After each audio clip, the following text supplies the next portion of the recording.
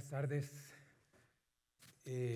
Voy a procurar no repetir lo que otros colegas mencionaron anteriormente, pues para tratar de utilizar el tiempo en principalmente la inteligencia artificial, esa interfase entre agronomía e inteligencia artificial.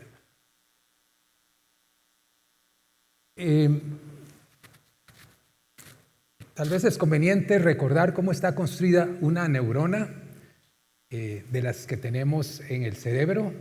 Se habla de unas más de 80,000 neuronas que tenemos en el 80,000 millones de neuronas. Y cada una de ellas tiene la particularidad de poder producir un pulso eléctrico y comunicarlo por sinapsis una a otra.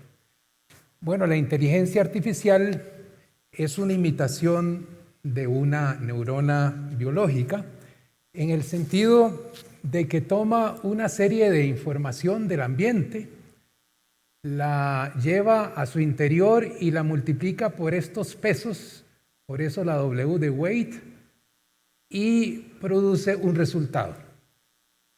Eso podríamos decirlo lo más sencillo que podríamos explicar ese tema, y esto se llama un perceptrón, y existe desde 1957 como concepto. Bueno, si tenemos más de un perceptrón, sino que podemos hacer una capa de perceptrones. Aquí tendríamos una red neuronal artificial con dos capas. Cuando hablamos de deep learning, de aprendizaje profundo, hablamos de 300 capas, 200 capas. Es decir, cuando tenemos menos de 10 capas, pues no es aprendizaje profundo, es un aprendizaje más simple, pero es tremendamente útil para muchísimas de las aplicaciones que a nosotros nos interesan. Vean ustedes entonces que aquí también tenemos una comunicación entre todas estas unidades que serían neuronas artificiales. Y lo más importante es lo que está aquí escrito. Las neuronas artificiales pueden aprender. Ustedes pueden decir, bueno, ¿cómo hacen para aprender? Bueno, las de afuera pasan de entrada a las siguientes capas. Cuando finalmente se llega a la salida, esa salida se compara contra lo que tenían que predecir. Por ejemplo, que aquí hay una flor de piña o que aquí se logró una señal de determinada naturaleza. Si se logró, pues se da por bueno, pero si no se logra, entonces el algoritmo se devuelve para corregir los ajustes, las adaptaciones que puede hacer. Esto se llama retropropagación, y entonces vuelve a intentarlo un paso, una segunda, una tercera, una cuarta vez. Las computadoras no se cansan de intentarlo hasta que logran dar con la salida que se tiene por cierta, o sea, la salida que ya se conoce. Por ejemplo, aquí tengo una piña en este conjunto de píxeles, en este patrón de píxeles, y lo demás son hojas. Ahí no tengo piñas. Entonces, cuando el perceptrón no se equivoca, o ese conjunto de capas no se equivocan, pues aprendió algo nuevo. Espero que esa explicación sea percibida. Bueno, en el año 96 se dio un hecho que tal vez algunos tomamos nota del hecho, otros quizás no se lo recuerdan, otros ni siquiera habían nacido. Pero bueno, lo interesante es que este señor ruso, Garry Kasparov, el 10 de febrero de 1996 fue derrotado por un programa de computación que se llama Deep Blue de IBM, jugando ajedrez, siendo él el campeón del mundo en ese momento. Vean ustedes a dónde puede llegar una maquinita de estas, ¿verdad? En el sentido de ser capaz de superar esa habilidad humana. Bueno, se han mencionado esos términos. Bueno, más o menos podríamos decir que lo más reciente es el Deep Learning. El Deep Learning es de este siglo, de 2010 o 2014 en adelante. Tenemos lo de las neuronas, las redes neuronales del año 57 del siglo pasado.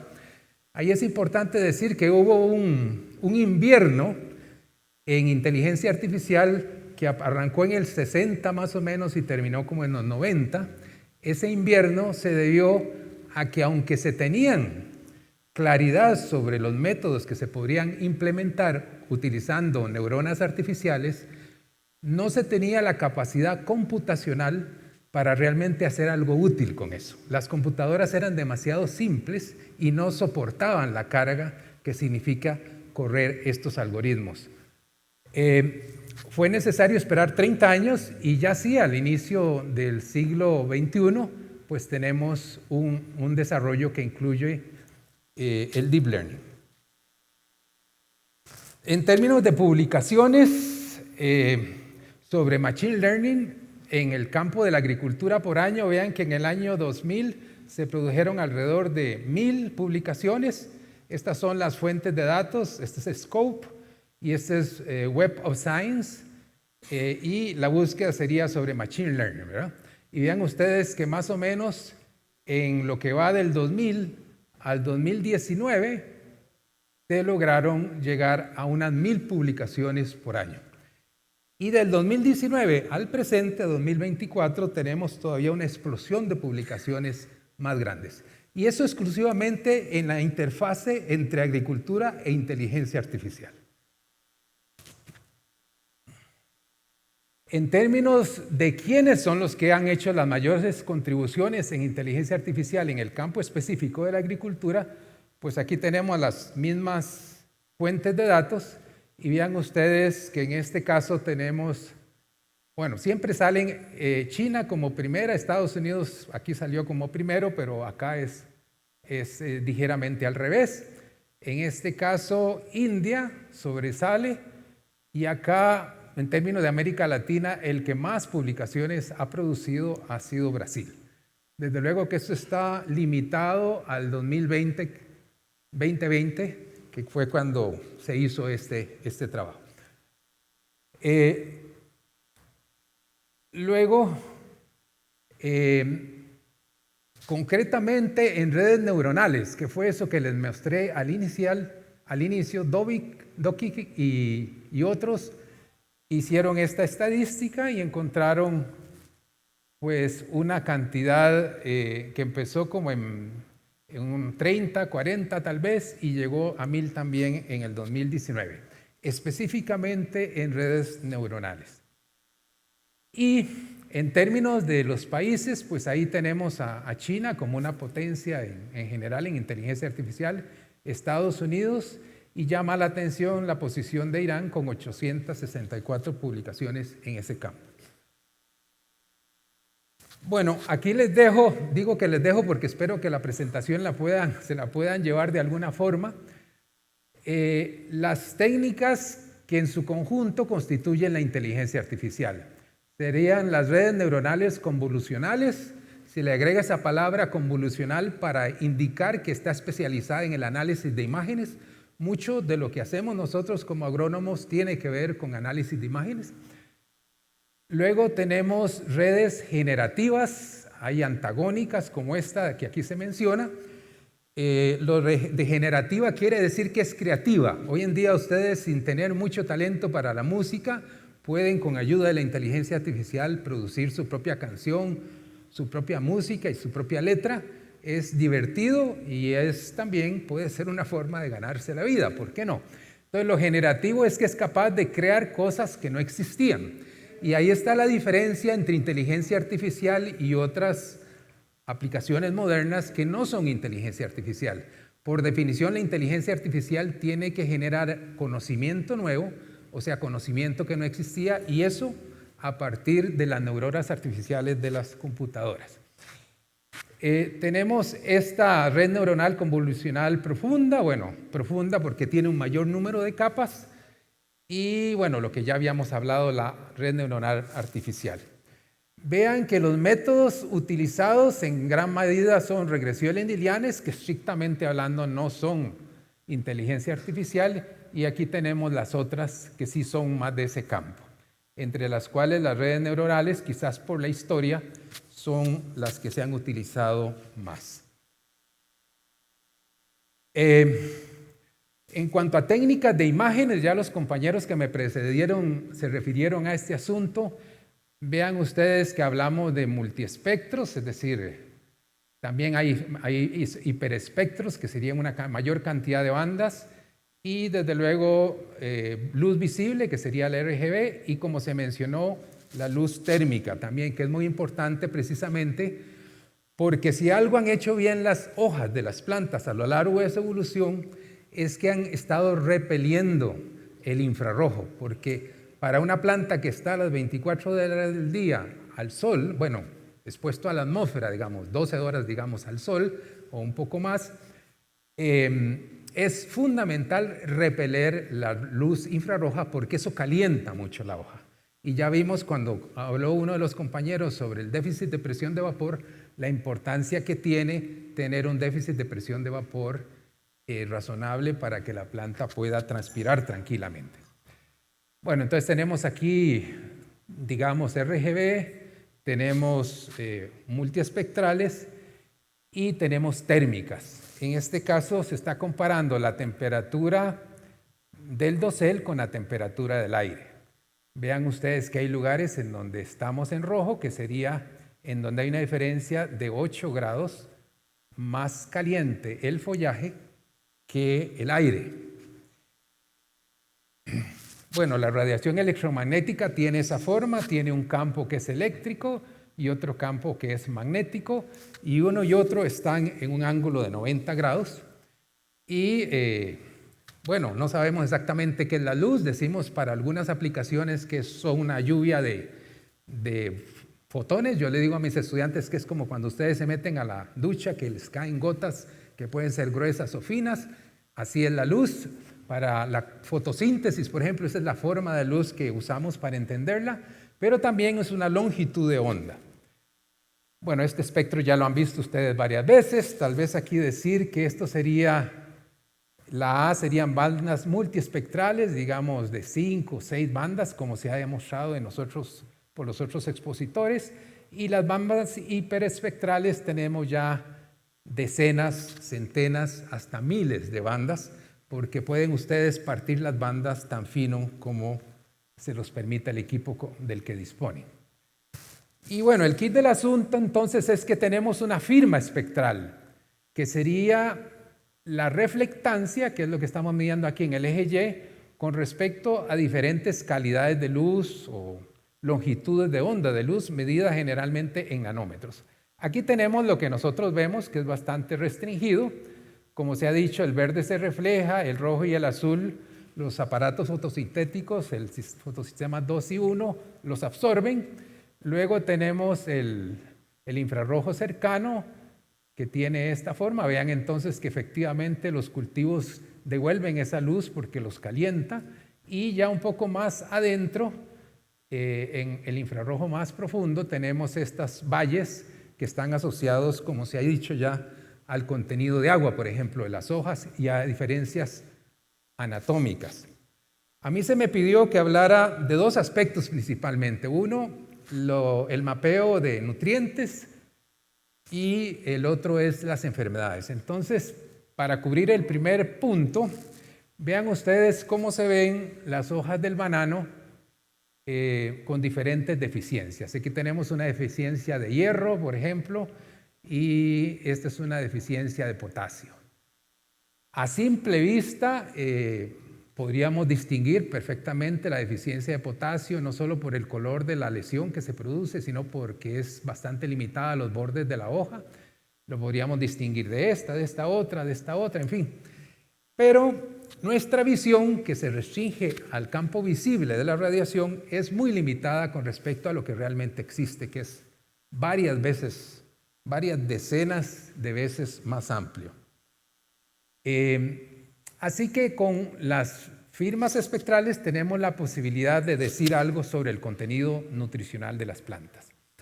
En este gráfico tenemos una relación de valores SPAT, que es lo que produce este aparatito, que seguro muchos conocen, y que esto es de lo más antiguo y de lo más disponible que hemos tenido en el mercado, puesto que esto tiene ya unos 35 años de estar en el mercado.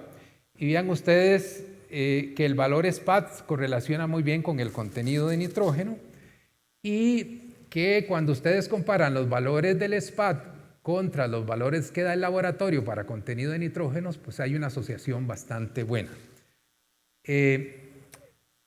Bueno, aquí se sigue mostrando que también hay una relación del NDVI, que es un índice del cual hemos hablado mucho aquí, y la fracción de la vegetación que ocupa el dosel de la hoja, el canopy, como dice, la cobertura vegetal.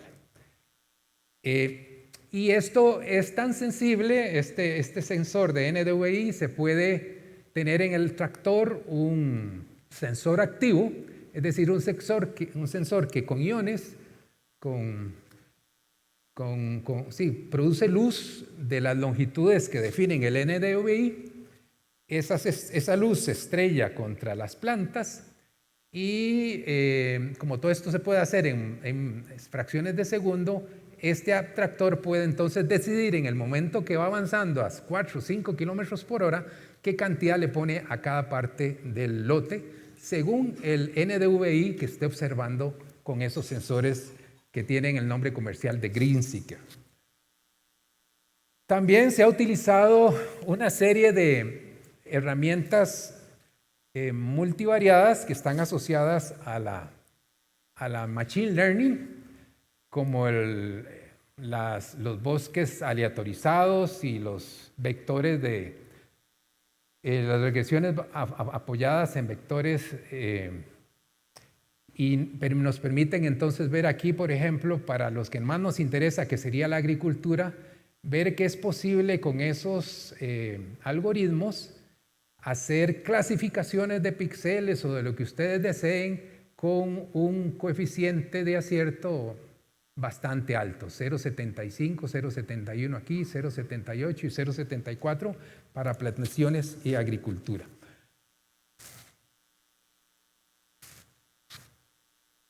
Se me paró el... Ok. Bueno.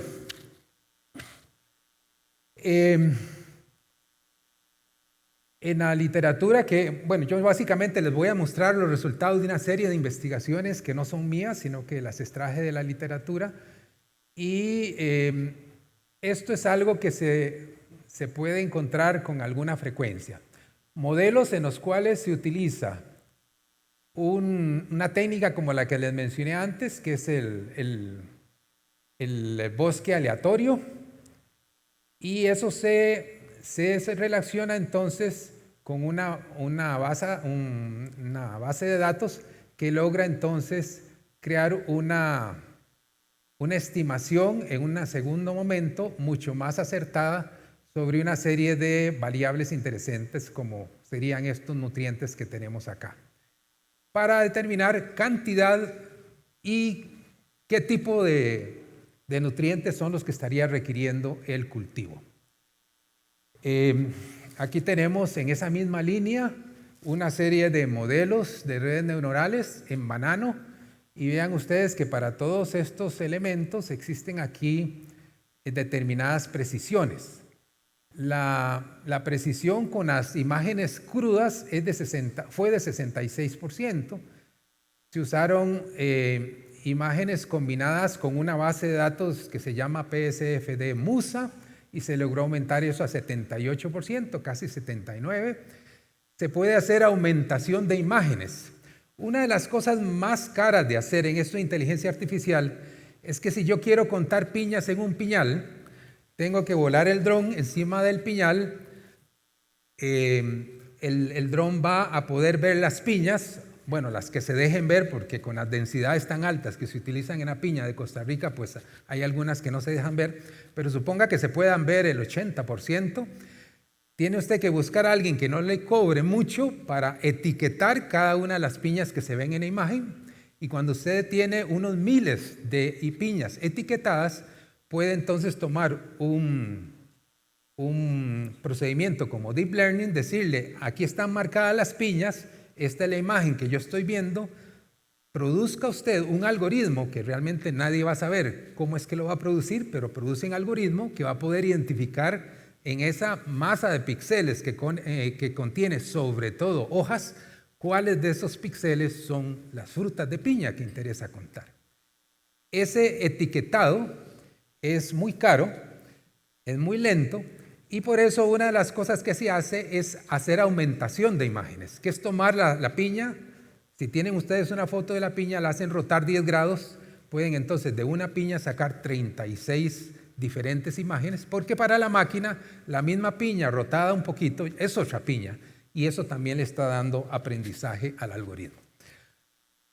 Bueno, aquí tengo un ejemplo de arroz. Esto se hizo en la India. Hay un gran desarrollo en la India bueno, no solo de la computación, sino también de la inteligencia artificial. Y en este caso se hizo un modelo que tiene estos componentes. Una capa convolucional utiliza todos estos modelos. De hecho, vamos a ver los resultados para cada modelo. Ese es en el estado 1, y después usa otra vez esa máquina soportada por vectores para determinar cierta deficiencia nutricional. Aquí tenemos los clasificadores y aquí los valores que, como ustedes ven, son superiores al 90% en todos los casos. Bueno, esta me quedó atrás de otra, o esta la voy a saltar. Y aquí tenemos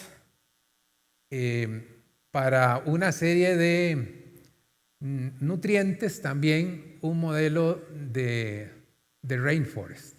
Esto es para trigo de invierno en Inglaterra, y vean ustedes que los valores son razonablemente menos. Ese es el set de datos de entrenamiento, y este es el set de datos ya de validación. Siempre en inteligencia artificial se requiere, si tengo 100 datos, uso 75, uso 80 como para entrenar, para que aprenda el deep learning a hacer el trabajo, y el resto que él no ha visto nunca, ese 20%, 30%, lo utilizo para validar que realmente no se equivoca mucho, o para saber qué tanto se equivoca. Aquí tenemos un sistema un poco más complejo en el cual tenemos datos de clima, de enfermedades y de producción.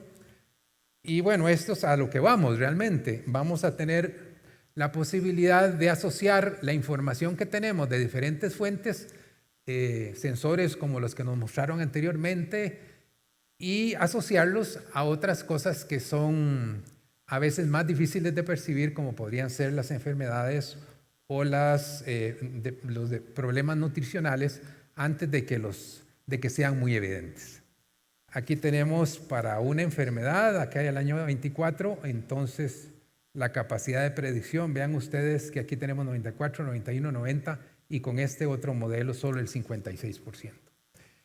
Dice un amigo que se dedica a esto de los Big Data que el mejor analista de Big Data es el que tiene la computadora más poderosa, porque lo que se hace en última instancia es tomar todos los métodos y todos los datos que pueda tener y probar todo lo posible, y encuentran ustedes el mejor modelo a fuerza de procesamiento de computadora.